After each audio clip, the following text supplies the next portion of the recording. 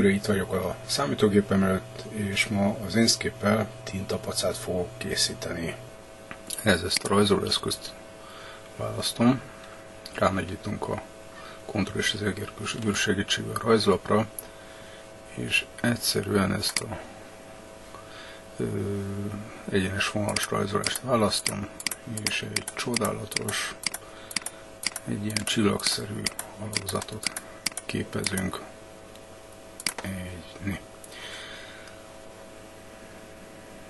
A következő dolog, hogy ezt a csillagalakzatot kijelölve inkább ezzel a alakítóeszközzel látjuk az összes végpontot, egy kicsit rendezzük kicsit olyan csillagalakba rendezzük a dolgokat.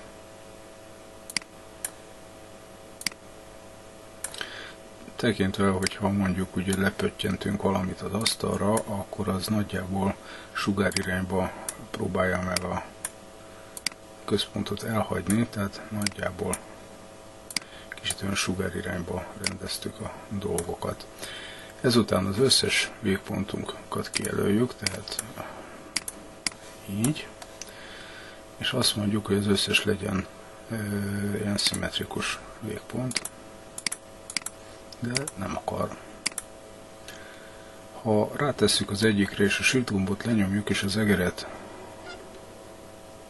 nyomva tartjuk, akkor sajnos nem tud mit tenni, persze ez arrébb megy, hanem szépen kijelöljük az összes végpontot, és megmondjuk neki, hogy legyen szimmetrikus, nagyszerű.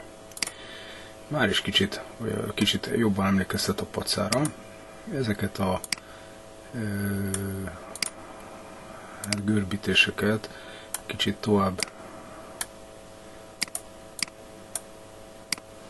húzva, egy kicsit ilyen belül elkeskenyedő pacákat csinálunk, a csepp vagy a paca végét egy kicsit ottan megnyújtjuk, hogy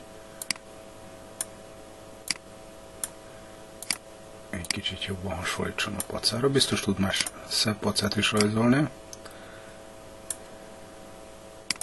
Nekem ez most meg fog felelni.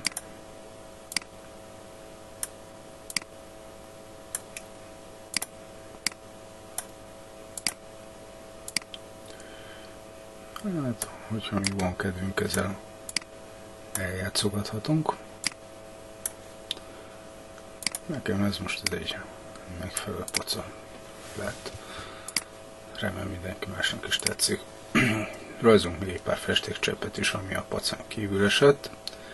Megint elővesszük ezt a kis bézére eszközünket, de most változatosság kedvére ezt a másik eszközt használjuk. Ez egy érdekes eszköz,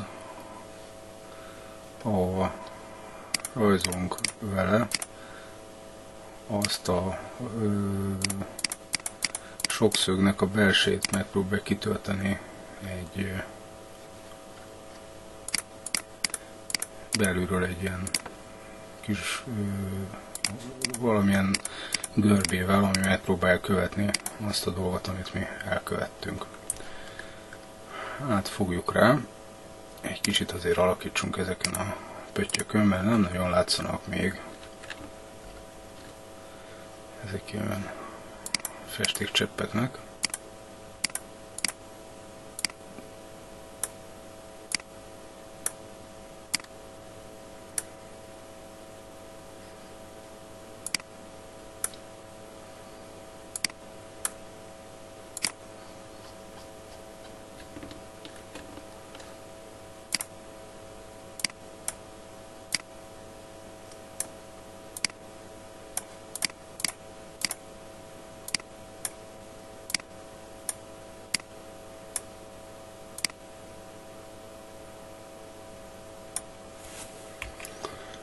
Egyet a delgomból le is vettem belőle, egy kicsit sok ez a pötty.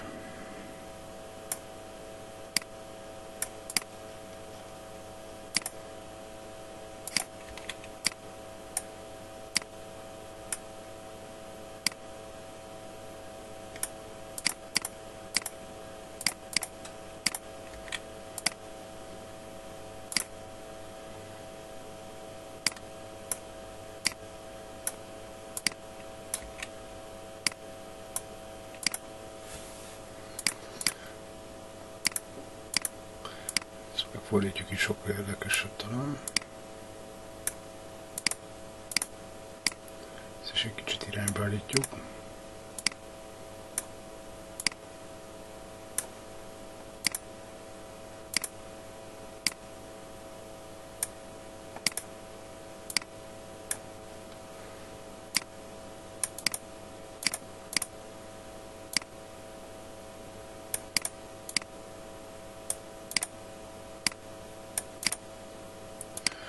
Talán csak arra kell figyeljük, hogy nagyjából sugárirányba legyenek ezek a pöttyöknek a tengelyei.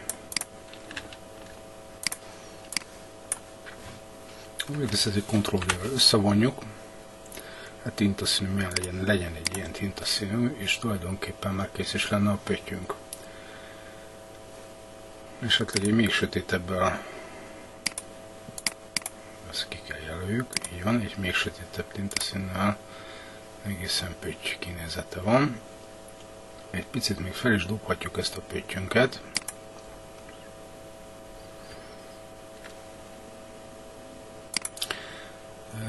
Én most angolra állítottam a programunknak a menüjét, azért, mert egyszerűen a különböző szűrőknek, filtereknek a nevét nem csak, hogy magyarra fordították át, hanem a magyar fordítás szerint a menüben is össze-vissza más helyen van. És hát bizony én is a netről, meg egyéb forrásokból olvasgattam, hogy melyik szűrő mit csinál, mire lehet alkalmas, és a magyar megnevezések szerint egyszerűen nem is találom meg azt az adott szűrőt, amit keresek. Most elég egyszerűen ez a Bevels, és az angol kiejtésemért, ből kikeressük a button, és már is egy ilyen gyönyörű szép tintatcseppünk van. Ctrl-D-vel már is tudunk bele még egyet csinálni.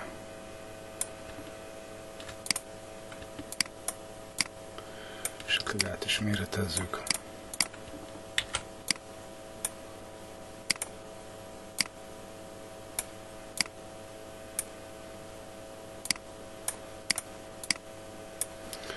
Megpróbáljuk másik színt adni neki. Akkor ez meg legyen egy bordos. Hát, ezek voltak a... Hoppá, ebből kettő is van. Tehát mára ez volt, hogy így készítettünk tintacseppeket. Jó munkát, köszönöm a figyelmet!